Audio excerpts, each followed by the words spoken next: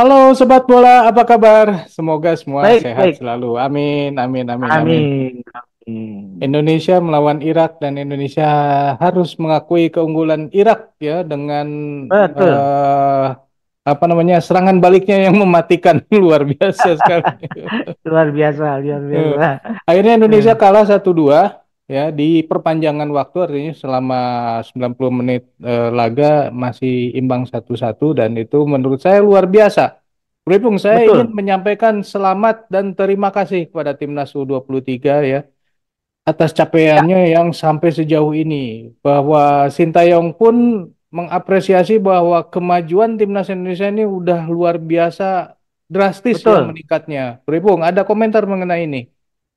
Ya, saya sangat setuju ya yang statement Bro Eri sampaikan bahwa ini adalah pencapaian yang sangat-sangat luar biasa buat persepak bola nasional. Mhm, Kita terlepas daripada hasil bagaimana kita kalah lawan Uzbekistan, mhm, tidak bisa melaju ke final, kemudian kalah melalui melawan Irak, jadi kita juga tidak punya tiket otomatis melawan menuju Olimpiade. Tapi mhm. terlepas dari itu, saya pikir bahwa pencapaian ini adalah sebuah proses yang sudah dibangun dengan penuh kepercayaan diri oleh timnas kita, khususnya di bawah manajemen STY ya, bahwa dia juga punya prinsip bahwa dia akan membangun tim dan hasilnya sudah kelihatan di Piala Asia kali ini.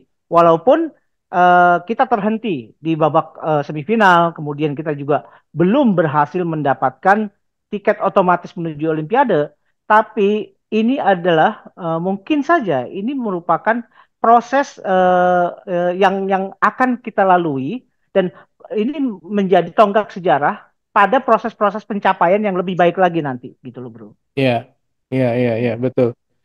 Kalau kita kembali ke laga-laga yang kemarin di Piala Asia ini kan, Indonesia Ya. ini jadi satu-satunya tim yang mencetak gol bunuh diri. Mungkin ini yang harus menjadi titik apa ya namanya titik yang harus diperbaiki sangat ya, Bro ya. Pasti, pasti. Ini kan kalau terjadi gol bunuh diri, itu kan menunjukkan bahwa ada koordinasi yang belum bagus, ada muncul masih kepanikan gitu loh, Bro. Mhm. Sebetulnya yang menjadi PR dari timnas kita ini masih, kalau kita melihat dari dua rangkaian pertandingan antara Uzbekistan dengan timnas dan timnas juga melawan Irak, itu ada beberapa catatan yang mungkin bisa menjadi bahan untuk evaluasi. Seperti contohnya dari dua pertandingan tersebut kelihatan sekali bahwa kita punya masalah dengan kedalaman skuad. Hmm. Ketika satu pemain misalkan di pertandingan melawan Uzbekistan, Rafael Struik tidak bisa hadir, itu kan ternyata bermasalah. Hmm. Hmm. Karena penggantinya ternyata belum bisa sekualitas dan sebaik dan seefisien gerakan-gerakan dari Rafael Struik. Kemudian ketika pertandingan berikutnya melawan Irak, kita kehilangan Rizky Ridho. Ya, Memang betul. kehilangan Rizky Ridho itu bisa ditutupi oleh Justin Hubner karena dia Hmm. juga punya pengalaman sebagai back tengah. Hmm. Cuma masalahnya karena Rizky Ridho ini diganti oleh Hubner, akhirnya untuk menjaga sebelah kiri itu Nathan Chuaon justru ditarik ke belakang. Hmm. Akibatnya Ivar ini kerepotan menghadapi bagaimana pemain-pemain Irak bermain dengan koordinasi yang permainan yang lebih rapat sebetulnya. Karena mereka pergerakannya juga seperti sebuah apa ya sebuah rencana yang ini ya di planning dengan baik gitu loh, yang dilakukan dengan baik sehingga pergerakan antar pemainnya juga akan kelihatan lebih lancar. Hmm. Nah, karena Nathan Chuaon akhirnya juga sepertinya dia mendapat instruksi untuk juga menjadi opsi dalam melakukan penyerangan. Hmm. Akhirnya ya itu kedodoran, Ya, kedodoran dari sisi fisikal. Nah, ya. itu satu mengenai kedalaman squad kita bermasalah gitu loh. Bahwa kita ketika pemain utama tidak hadir ternyata menimbulkan masalah. Hmm. Kemudian pada ini ya manajemen tim. Kalau manajemen tim dalam sebuah kompetisi yang sepertinya akan berjalan lebih panjang gitu ya, ini kita memang belum punya pengalaman seperti itu. Karena ketika kita bermain di level Asia, ini tentu intensitasnya lebih tinggi. Berbeda Mhm. misalkan kita bermain di level AFF, itu jangan disamakan ya. Ya. Nah, kalau kita Mhm. udah bermain di apa Piala Asia, tentu dari satu pertandingan ke pertandingan lain, intensitasnya selalu tinggi. Mhm. Nah, itu bagaimana manajemen bisa katakanlah memberikan atau mengatur ya, mengatur bagaimana caranya supaya terjadi pemulihan yang lebih cepat dan sebagainya. Karena kelihatan sekali ketika pertandingan terakhir melawan Irak semalam, itu kan tingkat keletihan pemain Indonesia itu udah sangat tinggi, gitu Ya. loh. Ya. Pemain Indonesia gampang sekali kehilangan bola. Kalau kehilangan bola pemain Indonesia, tentu ini kan menjadi transisi negatif. Mhm. Nah, Indonesia yang tadinya dalam posisi memegang bola, tapi begitu cepat kehilangan bola, akhirnya transisi yang dilakukan oleh Irak begitu cepat. Mhm. Apalagi kelihatan sekali bahwa Irak juga memanfaatkan kecepatan pemainnya, memanfaatkan kebugaran tubuh. Ya, mungkin dari sisi stamina mereka lebih kuat ya dalam hal Mhm. ini ya. Kemudian dia juga menginstruksikan kalau misalkan terjadi permainan transisi, mereka melihat bahwa transisi permainan Indonesia dari posisi menyerang ke bertahan itu agak lambat. Akhirnya Hmm. mereka melakukan permainan yang melewati ini garis tengah dengan umpan-umpan long pass yang jauh. Dan Hmm. biasanya pemain Irak ini yang ditempatkan sebagai katakanlah yang akan menerima umpan jauh adalah pemain-pemain yang pertama ya mereka punya penguasaan dan penguasaan bola yang bagus ya, kontrol bola yang bagus. Kemudian mereka juga punya ketahanan stamina yang bagus dan kecepatan. Hmm. Jadi ketika long ball itu dilakukan, mereka berlari dengan sangat cepat dan biasanya mereka bisa berhasil dilakukan. Dan lagi-lagi kedua sisi sayap kita di back ya, back sayap kiri dan kanan itu seringkali dieksploitasi dengan permainan-permainan crossing ball. Hmm. Itu yang beberapa kali berbahaya. Untung saja penyelesaian dari pemain Irak juga tidak bagus-bagus amat. Hmm. Sehingga crossing-crossing itu masih bisa dimentahkan oleh Hernando Ari atau memang jauh gitu loh. Tapi Hmm. memang ada catatan-catatan bahwa ya itu tadi bagaimana memanage sebuah tim dalam sebuah kompetisi yang panjang. Itu yang harus bisa dievaluasi. Ya.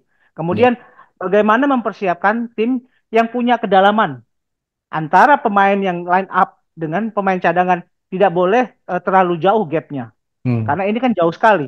Ya. Ketika Ivar Jenner keluar di menit-menit akhir pertandingan masuk Iksan kan tidak bisa memberikan perubahan apa-apa Ya. gitu loh. Ya. Nah, ini yang akhirnya menjadi PR-PR yang harus diperbaiki dan juga masalah taktikal. Lagi-lagi kita mungkin ya kalau lemparan jauh Arhan ini, misalkan ini sebagai contoh, lemparan jauh Arhan ini kan sudah banyak orang sudah mengetahui ya Hmm. di lingkup Asia dan mereka sebetulnya sudah punya awareness yang cukup baik ya. Walaupun kadang-kadang itu juga masih cukup membahayakan.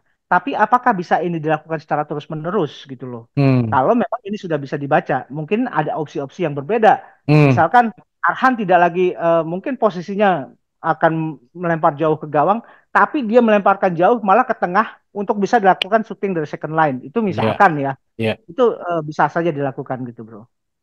Ya, mungkin itu ini ya, mudah-mudahan jadi perbaikan ke depan. Nah, Betul. ini kan Indonesia ini sekarang ibaratnya masih punya kesempatan nih untuk maju ke Betul. Olimpiade, untuk masuk Betul. ke level dunia. Betul, bro. Tapi Betul. harus melawan wakil dari Afrika yang notabene Ya, waktunya ini nih ya, untuk Piala Asia aja kan untuk mendapatkan 4 pemain Njir ini nih, Njir, Nathan, Justin, ah, Ivar dan Rafael ini kan agak susah mengingat mereka ya, laga nanti ini kan bukan masuk ke dalam FIFA kalender FIFA. Jadi mungkin izinnya lagi yang akan bermasalah gitu, Bro. Apa nih ya, yang harus dilakukan, Bro? ya itu kita lagi-lagi mengandalkan lobbynya Pak Erick Thohir sebetulnya. Mungkin eh, saya juga kan bisa dengar berita yang mungkin bisa menjadi kabar baik juga ya. Mhm. Kalau kita melihat bagaimana Elkan Bagot ya seperti yang bermain di Liga Inggris, itu Liga Inggris kan sudah di divisinya Elkan itu kan sudah akhir Hmm. pertandingannya ya. Ada kemungkinan kalau misalkan itu Elkan bisa dipanggil, itu Elkan bisa ini ya menutup untuk mencari menjadi alternatif di skuad timnas kita. Nah, khusus yang empat orang ini seperti Jenner, Nathan, Justin dan Rafael. Nah, ini memang agak ada sedikit masalah. Cuma masalahnya kemungkinan ya kalau yang bermain di Liga Belanda itu mungkin saja masih bisa dipanggil karena pertandingan berikutnya mereka ya kalau nggak salah di pertandingan ini di hari Sabtu ini gitu ya. Hmm. Nah, pertandingan berikutnya itu di tanggal 11 gitu loh, Bro. Oh. Nah, kalau misalkan pertandingan berikutnya di tanggal 11, di tanggal 9 kan ini adalah pertandingan kita ya di Paris Hmm. ya. Nah, ini mungkin saja ini bisa dilakukan. Hmm. Nah, berbeda dengan ini Justin Hubner yang bermain di Serie A Osaka. Karena Jepang. kompetisi mereka juga masih masih berlanjut dan di durasi antara tanggal sekian sekarang ini katakanlah ya Hmm. dengan sampai ke tanggal 9 ini ada pertandingan-pertandingan yang melibatkan klubnya Serie A Osaka. Nah, Ya. ini yang dibutuhkan adalah bagaimana lagi-lagi ini ya lobbynya Pak Erick Thohir lah supaya eh, pemain-pemain yang kita harapkan bisa hadir dan kita kan terlihat sekali ya bahwa pemain-pemain diaspora ini memang sangat kontribusinya sangat sangat bagus ya dalam Hmm. perkembangan belakangan ini sampai kita mencapai level semifinal. Hmm. Nah, kalau misalkan kita kehilangan dari pemain-pemain diaspora ini, saya juga, aduh, dengan kedalaman skuad yang seperti ini rasanya kok jadi ini ya jadi ngeri sendiri gitu loh. Hmm. Mestinya sih ini harus bisa dicari apa namanya jalan keluarnya oleh Pak Erik gitu loh, Bro. Ya pasti kan ini juga kasus yang sama di Afrika kan. Afrika juga pasti juga mengalami hal yang sama. Artinya untuk Ya. mengumpulkan pemainnya juga mungkin nggak mudah juga kan. Ya bisa jadi, bisa jadi. Cuma memang yang menarik ya dari regional Afrika ini kan sebetulnya regional Afrika ini adalah regional yang menurut saya itu regional yang paling merata kekuatannya. Jadi Hmm. kita memang tidak pernah dengar katakanlah ya Guinea ini siapa sih gitu loh. Hmm. Tapi di Afrika sendiri sebagai contoh kontestan-kontestan di Piala Dunia dari zona Afrika itu sering silih berganti gitu loh. Hmm. Kadang-kadang Senegal, Ghana, Nigeria, kemudian Maroko, Tunisia, Mesir dan segala macam Afrika Selatan itu kan menandakan bahwa persaingan dan level kualitas antar negara-negara Afrika ini hampir sama.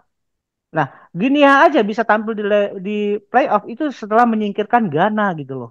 Ghana yang kita tahu apa ya boleh dibilang untuk tingkat level dunia nih udah terdengar nama Ghana gitu loh. Hmm. Tapi dia bisa disingkirkan oleh Guinea. Artinya Indonesia harus hati-hati. Sebetulnya kalau kita melihat pada ini kan ada jeda waktu sampai 1 minggu ya. Hmm. Ini yang paling penting adalah bagaimana timnas kita mempersiapkan dari sisi fisik ya, terutama Hmm. kemudian aspek mentalitas. Kita belum selesai, tugas kita masih ada gitu loh. Ya. Nah, sebetulnya ini agak agak bisa juga menguntungkan dari sisi kesiapan dalam hal ini saya pikir ya. Karena jeda antara Indonesia selesai di kompetisi Piala Asia dengan playoff itu 1 minggu. Artinya recovery dirasa sudah cukup ya untuk Hmm. pemain-pemain profesional. Berbeda dengan Guinea. Guinea ini selesai katakanlah dia sudah ditetapkan sebagai wakil Afrika untuk playoff itu dari sejak Maret gitu loh. Jadi ada jeda waktu sampai Mei untuk mereka bertanding lagi. Nah, kalau jeda waktu yang begitu katakanlah 1 minggu, ini kan aura kompetisinya masih ada di timnas Hmm. kita gitu loh. Hmm. Berbeda dengan Guinea, walaupun dari sisi misalkan persiapan secara stamina dan fisik dan segala macam, itu kita berpikir bahwa Guinea akan lebih baik karena punya jangka waktu persiapan lebih panjang. Tapi jangan salah, aura kompetisi ini juga punya ini, Bro, punya kans untuk bisa memudahkan gitu loh. Nah, ini kan kita akan ngelawan Afrika ya. Hmm. Sementara kemarin Ya. itu sebelum laga melawan Irak itu kan STY sempat komplain nih mengenai wasit Hmm. dan segala macam gitu. Sempat bilang bahwa AFC ini kalau pengen maju ya harus benahin semuanya nih, termasuk wasit-wasitnya nih. Apakah ini menandakan bahwa Asia Hmm? dibandingkan dengan negara-negara lain nih, itu Ya. memang kurang ini ya, kurang berhasil, bro? Eh, saya sih tidak melihat ini ya sebagai sebuah kualitas yang jomplang antara wasit-wasit Asia dengan dari konfederasi lain. Tapi memang kalau kita merujuknya pada kualitas dari wasit-wasit dari Amerika, benua Amerika maupun Eropa, ya memang mereka punya jam terbang yang lebih bagus dan mereka mungkin juga lebih update dalam penguasaan teknologi, contohnya VAR gitu kan, Hmm, katakanlah ya hmm, seperti itu. Artinya mereka mungkin juga ini ya, mungkin dari sisi mereka tidak punya keterikatan dan tidak punya apa keinginan untuk berbuat yang aneh-aneh gitu ya. Itu hmm. mungkin ada di wasit-wasit dari Eropa dan Amerika Latin dan atau benua Amerika lah. Nah, kalau saya pikir dari benua Asia memang banyak kepentingan yang juga yang bermain sih kadang-kadang gitu loh. Hmm. Saya melihat seperti itu. Nah itu. Kadang-kadang kepentingan-kepentingan ini yang mungkin juga bisa menghambat pada objektivitas wasit-wasit di kawasan Asia, bro. Nah, justru itu kan kalau berarti omongannya STY benar juga ya bahwa Asia ini jangankan eh, bisa apa namanya berkontribusi penuh banyak di level dunia nih kalau misalnya mainnya masih kayak begini kan gitu kan. Ya, memang belakangan ini kan wasit dari sejak pertandingan pertama kan itu juga menjadi apa headline yang paling kelihatan ya. Hmm, Bahwa kualitas wasit di Piala Asia kali ini juga banyak kontroversi-kontroversi yang terjadi gitu loh. Terutamanya ya ketika Indonesia melawan Qatar, ketika Yordania melawan Qatar dan sebagainya ya. Nah, hmm, terlepas dari bagaimana penampilan dari wasit-wasit mungkin ya dari AFC sendiri yang harus berbenah ya. hmm, Karena kalau apa yang disampaikan STY ini mungkin ada benang merahnya, hmm, ini juga kan artinya AFC itu harus segera berbenah juga mengenai objektivitas wasit. Jangan lagi wasit-wasit kemudian wasit-wasit yang punya kepentingan-kepentingan gitu loh. Ya kepentingan negaranya lah, entah kepentingan apalah gitu loh, kita nggak tahu. hmm. Tapi ya kita harapkan sekali bahwa ke depannya persoalan-persoalan wasit ini tidak ada lagi di kawasan Asia. Ya, ya, ya.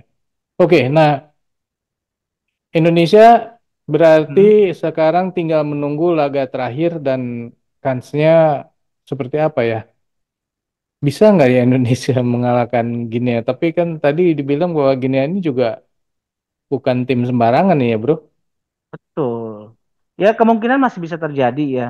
Ya kita harapkan sekali ya bahwa Indonesia ini kan kalau bisa merebut tiket Olimpiade ini kan sebuah pencapaian yang sangat-sangat luar biasa. Bisa jadi ini adalah semacam booster, semacam tambahan untuk menambah motivasi pemain-pemain kita. Bahwa kalau mereka bisa meraih itu, mereka masuk dalam catatan sejarah yang begitu istimewa di sepak bola nasional gitu loh bro. Tapi ya itu juga ya, mungkin karena ada catatan-catatan sejarah ini yang kemudian menjadi apa target itu malah jadi bikin beban juga ya. Terbukti ketika melawan Uzbekistan kemarin, katanya para Ya, pemain ini mulai tegang nih. Bahkan sebelum laga udah tegang, udah gugup gitu. Akhirnya kita ya. lihat dalam permainan sehingganya nggak lepas kan gitu. Betul, karena ekspektasinya terlalu besar juga sih, gitu loh. Jujur aja, saya juga termasuk orang yang punya ekspektasi besar terhadap timnas kali ini ya. Saya ingin juga bahwa Indonesia bisa dipandang sebagai negara sepak bola, bukan hanya pada kecintaan terhadap sepak bola, tapi Hmm, Indonesia juga punya tim sepak bola yang bisa berprestasi dan bisa tampil di event-event dunia. Nah, hmm, itu yang menjadi ekspektasi saya dan pasti ekspektasi saya ini adalah mewakili juga ekspektasi banyak orang dari seluruh Indonesia hmm, yang jumlahnya jutaan.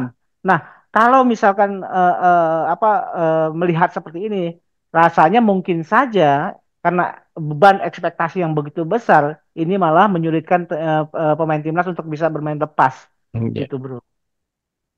Oke, sobat bola, itulah obrolan kita mengenai usainya Piala Asia dan Indonesia berhasil menempati semifinalis ya itu yang paling hebatnya dari timnas Indonesia dan itu harus Betul. diapresiasi walaupun setelah dari semifinal ini tidak berhasil memenangkan dua laga berikutnya, yaitu laga menuju ke final dan juga laga untuk menentukan peringkat ketiga.